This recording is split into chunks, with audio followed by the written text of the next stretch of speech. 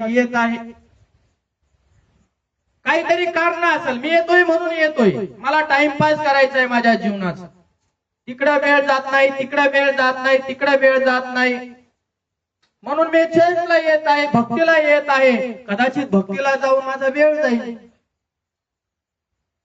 परंतु लक्षात ठेवा, या वचनामध्ये तुम्हाला आणि मला बघायला मिळतं, तुमच्यामध्ये जर वाढ खुंटलेली असेल आणि तुम्ही जर वाढत नसाल ख्रिस्तामध्ये, तर तुम्हाला आणि मला देवाच्या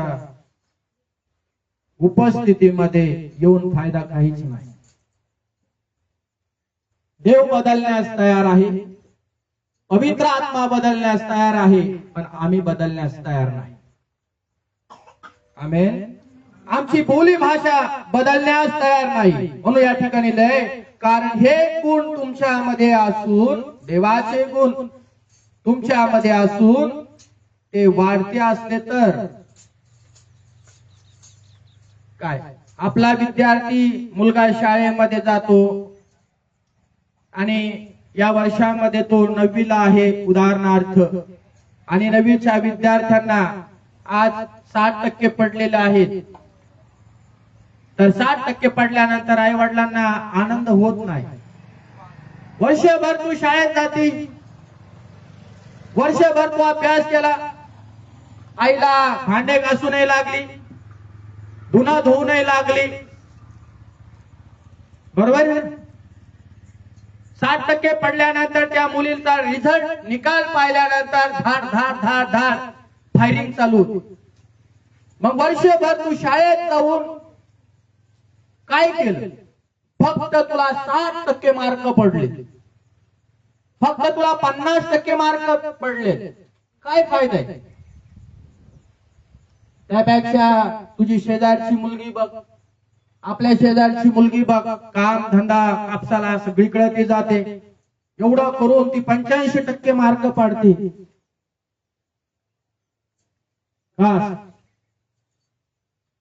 मग आपला पारा चढतो त्या मुलीवर, आपला पारा चढतो त्या मुलावर. मग तुम्ही आणि आध्यात्मिक जीवनात देवराज्यात जर वाढलं नाही तर मग परमेश्वराचा पारा पण वाढणार ना. पारा म्हणजे राग. जगातल्या आई बापाला वाटतंय माझ्या मुलांनी चांगले मार्क पाडावेत, थोड्या मार्कामध्ये ते समाधानी नाहीत. मग ते देवाला तरी कसं काय वाटन की माझे लेकरं ज्या स्वभावामध्ये माझ्याकडे आलेले आहेत, बस तेवढेच गाणे गावे, तेवढीच भक्ती करावी, तेवढंच बायबल वाचावे, तेवढेच प्रार्थना करे. कधी वाचला काय पढ़ रहा है? नहीं, मत्ते का बाच रहा हो बेटा. क्या पढ़ा? यवान की किताब पढ़ा मैंने आज. पुढे वाचायचंच नाही आम्हाला, पुढे जायचंच नाही आम्हाला. दोनच गाणे तर दोनच गाणे गाणार, पुढे वाढण्याची इच्छा नाही. मग मला सांगा, हाय त्या गोष्टीमध्ये समाधानी जर तुम्ही राहाल तर देव तुमच्यासाठी कशी मदत करेल? पवित्र आत्मा तुमच्यासाठी कशी मदत करेल? तुम्हाला आणि मला वाढण्याची इच्छा पाहिजे. येशू प्रभू की कुठपर्यंत खाली बसणार?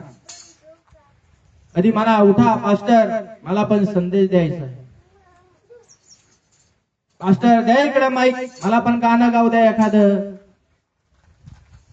द्या पास्टर, मी ओपनिंग साठी प्रार्थना करतो. द्या पास्टर, मी सुवार्ता सांगायला जातो. द्या ट्रॅक वगैरे माझ्याकडे द्या जरा. तुम्ही सगळं करता, माझ्याकडे द्या.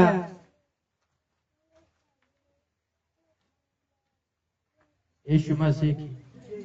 गाव गाव नगर नगर डगर डगर में यीशु प्रचार करूंगा. हो यीशु प्रचार करूंगा.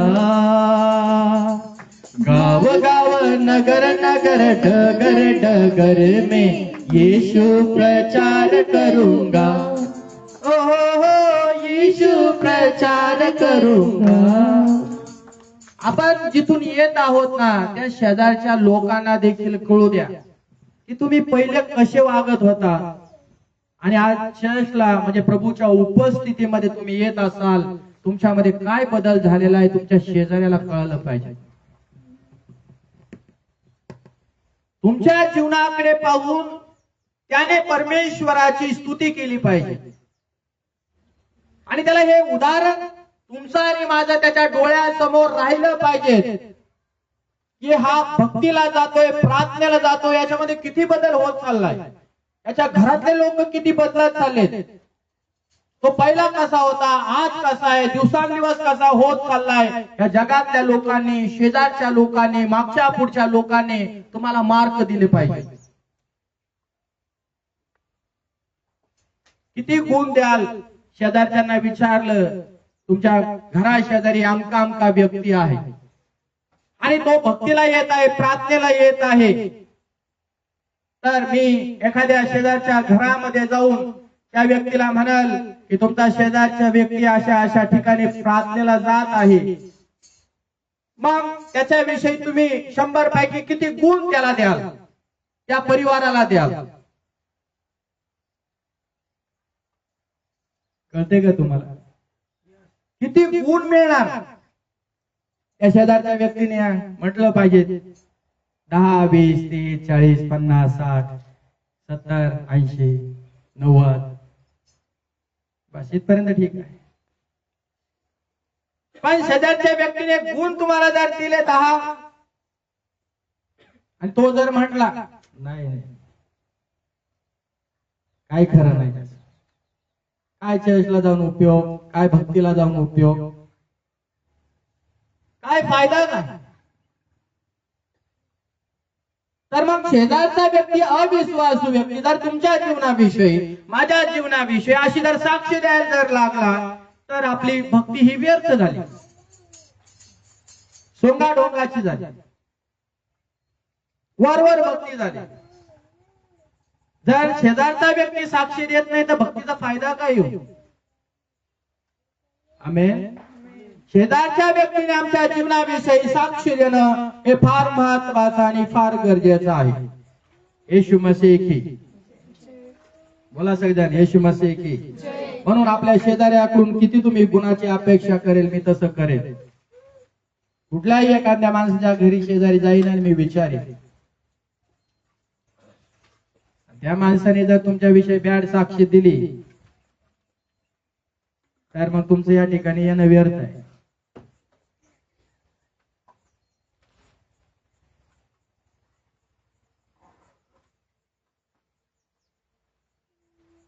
आणि प्रभूकडे पाहणं पण व्यर्थ आहे. आज अपेक्षा करा, देवाचा आत्मा माझ्या संग बोलत आहे आणि प्रभूची इच्छा आहे की तुम्ही ख्रिस्त राज्यामध्ये वाढते झाले पाहिजे. त्या काळात थोडी साक्ष देणारे झाले शेजारचे लोक, बाजूल लोक, अजून वाढू द्या ते साक्ष, वाढू द्या, वाढू द्या, वाढू द्या. शेजारच्या लोकांनी तुम्हाला आणि मला म्हटलं पाहिजे खरोखर हा भक्तीला जातो. हा तो गेल्यापासून त्यांच्या घरातलं वातावरण बदललं, आमच्या संग पण तो चांगलं बोलतो, आमच्या बरोबर आता त्यांचे व्यवहार चांगले. त्यांनी साक्ष दिली पाहिजे आमची, तर आम्ही ख्रिस्ताच्या राज्यामध्ये वाढत आहोत ही साक्ष करते. येशू मसीह की. म्हणून परमेश्वराच्या वचनामध्ये तुम्हाला आणि मला बघायला मिळतं की हे गुण तुमच्यामध्ये असून ते वाढते असले तर, देवाचे गुण तुमच्यामध्ये दिवसांदिवस वाढत वाढत राहिले तर फायदा आहे. नाही तर या आणि बसा, ऐका, या कानाने सोडून द्या, या भेटी द्या, अर्पण द्या, दशांश द्या, प्रार्थना करा, प्रार्थना करून घ्या, चर्च संपलं, शेवटची प्रार्थना मानाने घरी जा. काही आमच्यामध्ये बदल घडत नाही.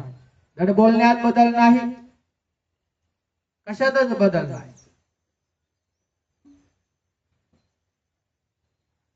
तर आमचं व्यर्थ आहे आमची लाईफ प्रभूच्या उपस्थितीमध्ये जगणं. आपल्या प्रभू येशू ख्रिस्त याच्या ओळखीविषयी गुण काय, प्रभू येशू ख्रिस्ताची तुम्हाला ओळख होत आहे. या ठिकाणी आम्ही येतो कशासाठी? आम्हाला प्रभू येशू ख्रिस्ताची ओळख झाली पाहिजे.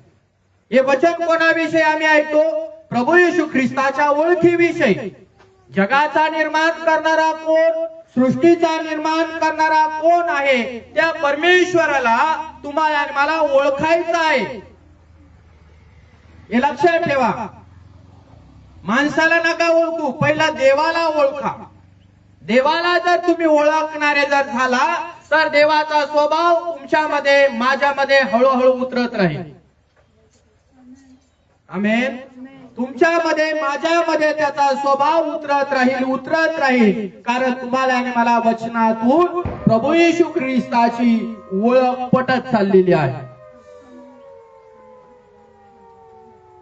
आणि मग फक्त प्रार्थनेला येऊन इथं ऐकली तेवढीच ओळख प्रभू येशूची मर्यादित आहे का?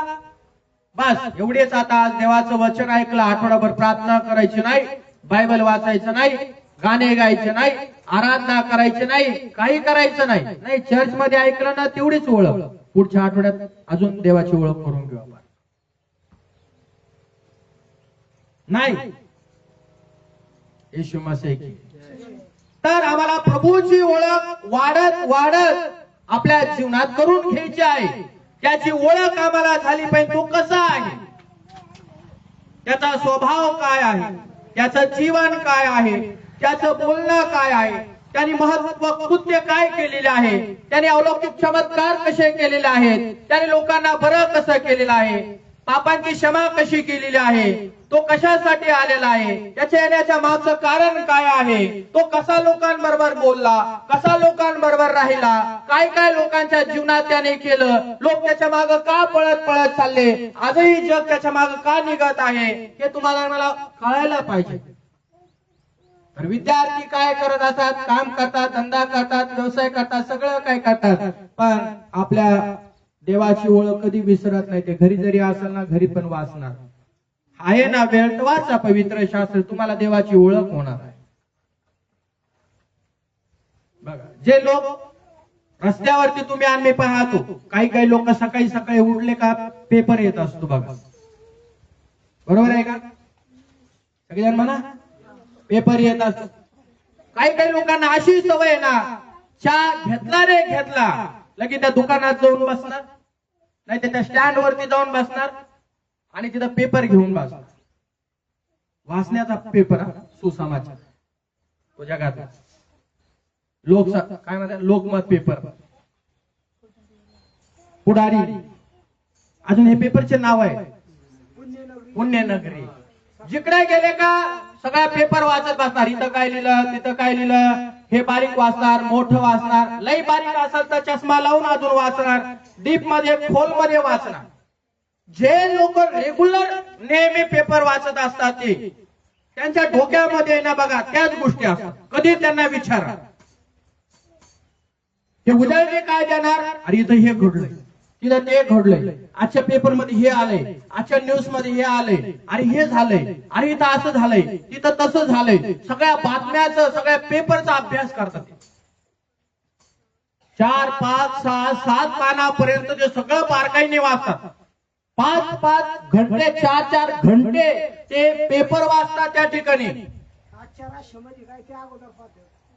आणि दुसरी गोष्ट, त्यांच्या पेपर राहतो, पेन राहतो, आणि मग त्यांना ती सवय असते, 4थ्या पानावरती आलं का ते पुढं येतं. आता पेपर वाचून झालाय आणि आता मग काय करायचं, चहा पुढं सोडीत बसा. किती वेळ बघा. एक ज्ञान आहे, जनरल नॉलेज, चांगली गोष्ट नाही, असं काही नाही, मी म्हणत नाही वाचू नका, मी त्याच्या विरोधात नाही. कोडं सोडीत बसता, पण मग जर जगिक जीवनाचं जर कोड तुम्ही तिकडे सोडवता, जगातल्या खबऱ्या तुम्ही आम्ही घेतो, वाचतो, सगळ्या गोष्टी करतोय, चांगली गोष्ट आहे, पण आत्मिक जीवनात काय करताय तुम्ही? आत्मिक जीवनाचा अभ्यास करणं महत्वाचं आहे ना. हे कधी करणार आहे तुम्ही?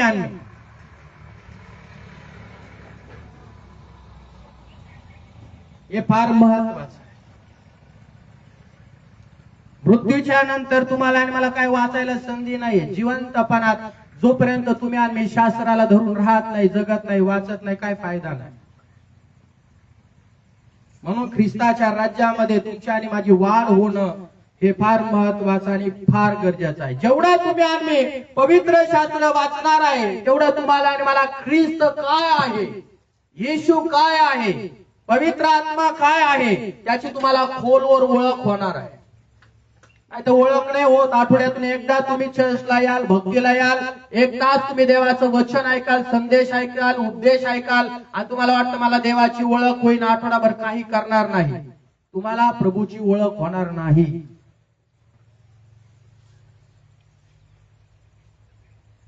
प्रभूची ओळख करून घेण्यासाठी तुम्हाला आणि मला पवित्र शास्त्राकडे आपल्याला युटर्न करणं गरजेचं आहे. फिरा. प्रार्थना जर थोडी येत असेल तर फिरा. आता प्रार्थनेला बसा.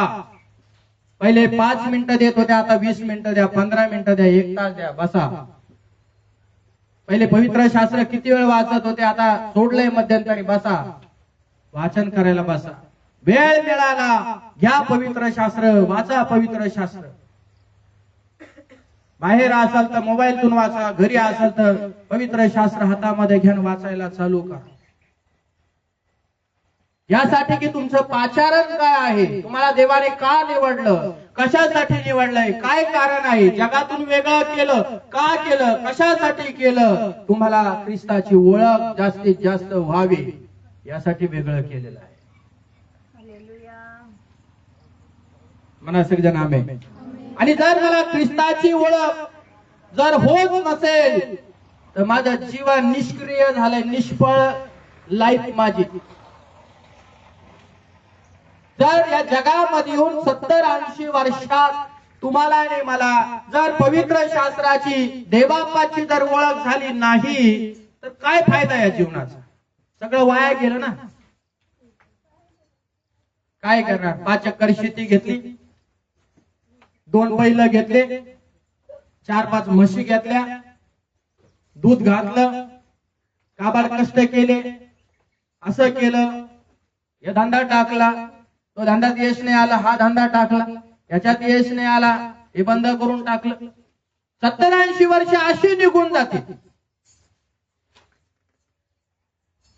प्रत्येक एक करावा असं मी म्हणत नाही, करा जरूर, पण जर देवाविना जर आमचं आयुष्य जर त्याच्यामध्येच आम्ही वाहून देत असेल आणि जर आम्हाला या जगत निर्माण करणाऱ्या देवाची जर ओळखच झाली नाही 70-80 वर्षात, 100 वर्षामध्ये, तर सगळं निष्फळ झालं ना, वाया गेलं सगळं.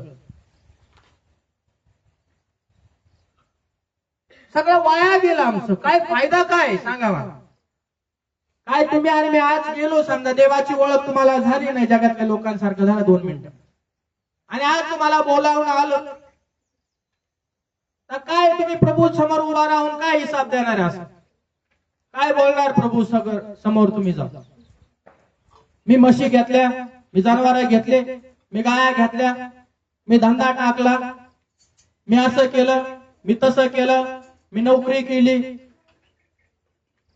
प्रभू हे विचारले का तुम्हाला? 70-80 वर्षाच्या जीवनात पुन्हा सांगेल तुम्हाला प्रभूच्या स्वभावामध्ये किती वाढता आलं पृथ्वी तलावरती. प्रभू हे विचारेल, माझा स्वभाव तुझ्यामध्ये पृथ्वी तलावरती राहिला, तू कसा जगलास, कसा राहिलास तू, कसा जीवन जगलास तू, हे प्रभू तुम्हाला आणि मला विचारणार आहे. नाही तर निष्फळ झालं आमचं जीवन, गेलं वायाला. पाण्या वाचुनी तळमळतो जीव माझा प्रेसा, पाण्या वाचुनी माझा जैसा.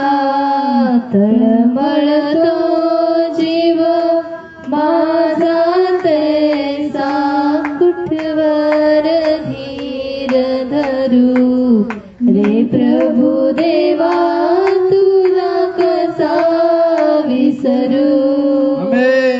कुठवर धीर धरू रे प्रभु देवा, तुला कसा विसरू. एक झाड आपल्या जीवनाच्या समोर आणा, प्रत्येक जण झाड लावा झाडे जगवा, झाडे लावा झाडे जगवा. पण सगळे झाड उगवतात असं नाहीये. काही झाड लावले ना ते झाड मरतात पण. एक झाड रोपलं जातं, एक झाड मरलं पण जातं त्याच्यामध्ये. येशू मसीह की बोला सगळ्यांना, येशू मसीह की. मग त्या झाडाकडे तुम्ही आणि मी लक्ष देणं गरजेचं आहे. ते झाड का मेलं? झाड म्हणजे कोण? प्रभू मध्ये येणारा आजचा मनुष्य. झाडाची उपमा देवाने मानवाला दिली आहे. तो आला होता प्रभूच्या राज्यामध्ये, 5 वर्ष राहिला, 3 वर्ष राहिला, 2 वर्ष राहिला, रोपला तो.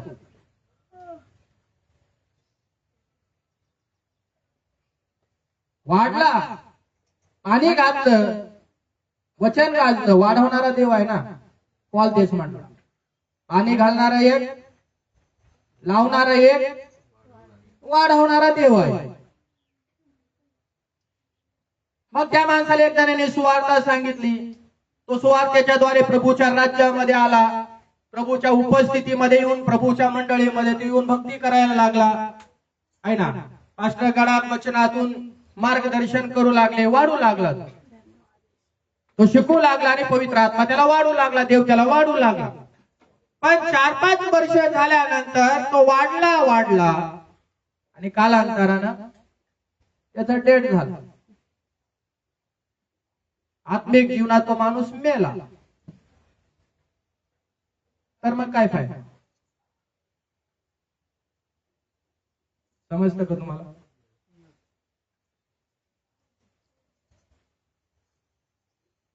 आपलं जीवन आणि आपली स्थिती हे बघा, हे फार महत्वाचं आहे. मी ख्रिस्तामध्ये आलो, मी रोपलो गेलोय, पण मी वाढत आहे का? झाड जसं लावल्यानंतर बदामाचं वाढत जात, आपण त्याला पाहतो, अरे वाढलं थोडं, एवढं शेंडा फुटला त्याला. आपला जीव काय म्हणतो, वा झाड वाढायला लागलं, वा लावलेला आपल्याला फायदा झाला. आणि ते झाड जर वाढलंच नाही, लावलंय तुम्ही, पाणी घालताय, पण ते वाढलंच नाही, त्याला जर पाकळीच फुटली नाही, बारीक ओम बाहेर जर आला नाही, तर काय म्हणाल तुम्ही? मी बोला, वाढेल का ते झाड? नाही वाढलं, तुम्ही काय म्हणाल? काही खरं नाही, झाडाचं नाही वाढलं. एकमेकांकडे पाहाच. ख्रिस्ती राज्यामध्ये जेव्हापासून आल्यापासून आज एकमेकांकडे पहा की त्यांची प्रगती काय झाली, त्यांची प्रगती काय झाली, मागच्याची प्रगती काय झाली, पुढच्याची प्रगती काय झाली, तो किती वाढला, ती किती